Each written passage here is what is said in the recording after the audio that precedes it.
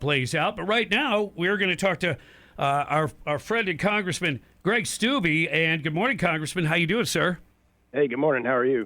Fantastic. I understand that you've been working hard to pass legislation to save women's sports. Tell us about that. Yeah, thankfully that passed last week. And what was the most shocking to me about it was that not a single Democrat voted for it. So every Democrat currently in the House believes that men should be able to compete with women in women's sports, be in their locker rooms. It's just amazing to me how far, since Biden has been president, how far to the left that progressives and the Democrats have fallen. Man, and those were the same lefties that kept telling me that the Republicans were anti-woman. That's kind of weird, huh?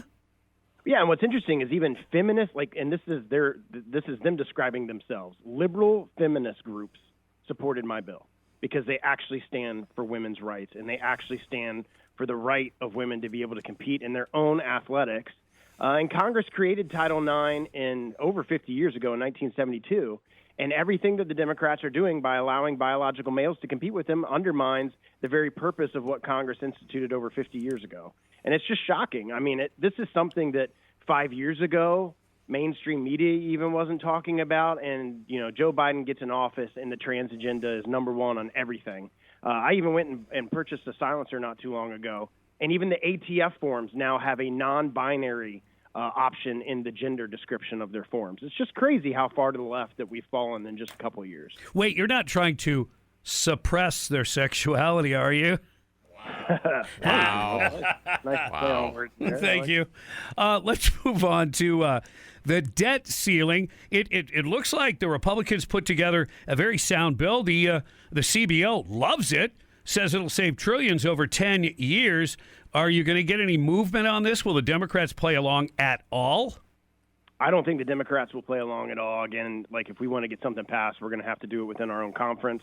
Late last night, about 2:30 in the morning, 2:30 in the morning, there were some changes that were made to bring on board a few holdouts in our conference that weren't comfortable voting for it without further restrictions on working requirements and eliminating portions of the Inflation Reduction Act that Biden put and Green New Deal stuff and that kind of stuff. So I heard this morning there are 6 of us in the conference that are not comfortable voting for it yet. All we have to do is get that number to 4, and it's my hope that we can do that. I don't want to be in a situation where we're just reacting to what Biden and Schumer are going to do. All they want us to do is just increase the debt ceiling, no conditions whatsoever. This is our once, frankly, in a generation opportunity as a House to put our foot down and say we're not going to continue to spend ourselves into oblivion.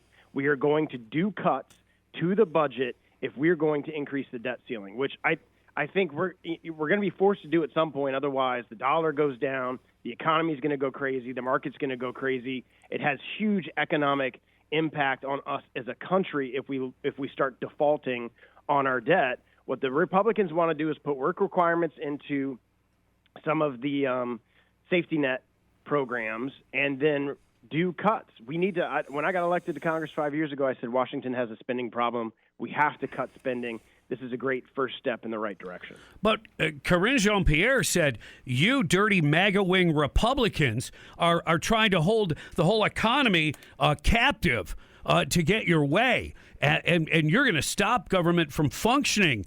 And all you got to do is do your constitutional duty. That's what you told me.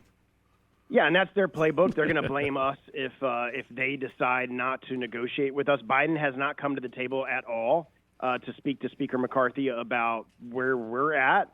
The country put the majority of the Republicans in charge of the House. It's our responsibility to shepherd our dollars the way that America wants us to shepherd our dollars. You can't run a business this way. You can't run your own personal finances this way. It's time to cut spendings, require work requirements for safety net programs. There's all sorts of great things that are in this bill that are great steps in a conservative direction.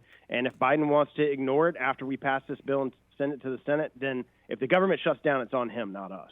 Well, don't get your feelings hurt if Joe Biden doesn't come and speak to you, because he didn't even have the moxie to speak to his own constituents live to announce his running for a second term. He had to do it on a pre-recorded announcement. So maybe he'll send you a voicemail. I don't talk to the man, but it's pretty telling that you do your presidential reelection by Twitter and a pre-recorded video because they knew. And the other thing's fascinating, too, is like the DNC saying that he's not going to do any debates. So you have a sitting president who's refusing to do debates for president of the United States. I mean, we all know that he has some significant issues, not just on policies, but personally. And for them to just say, nope, we're not going to do any debates. We're just going to do this and move forward. I think the American people are ready for a change in the White House.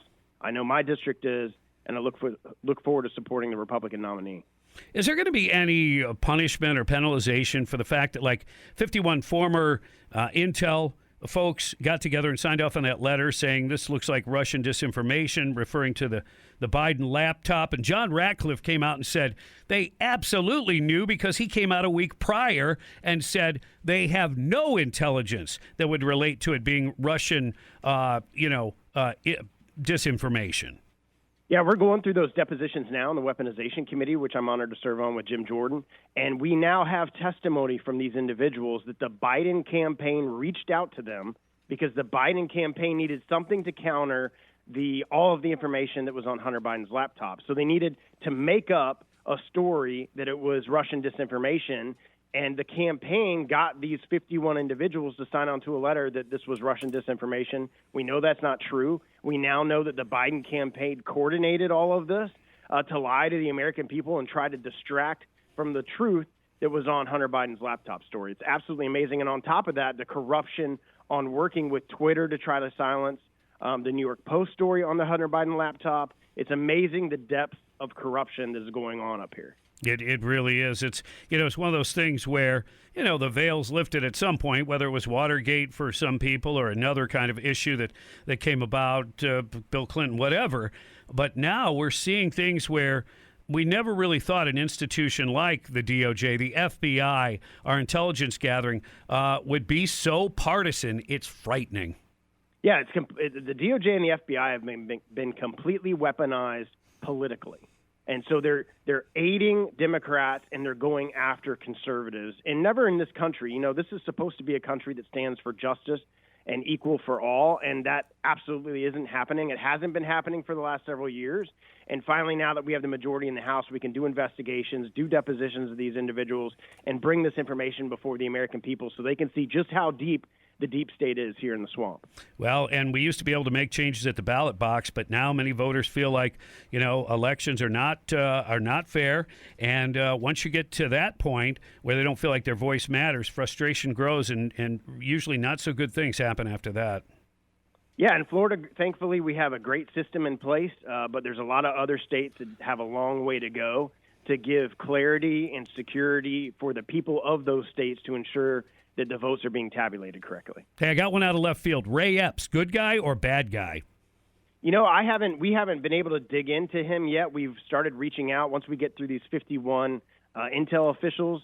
I haven't had a chance to talk to Jordan about this, but that's somebody that we're going to be bringing in either on the Oversight Committee or on the Weaponization Committee.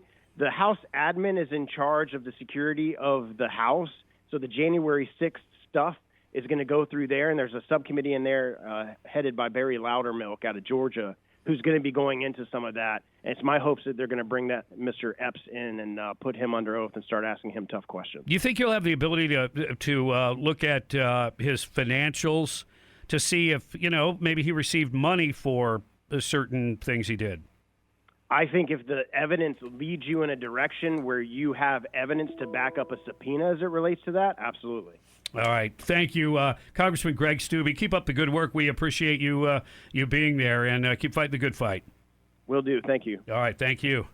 All right. Congressman Greg Steube on the Bob Rose Show. Yeah, we had some great guests today, so make sure you check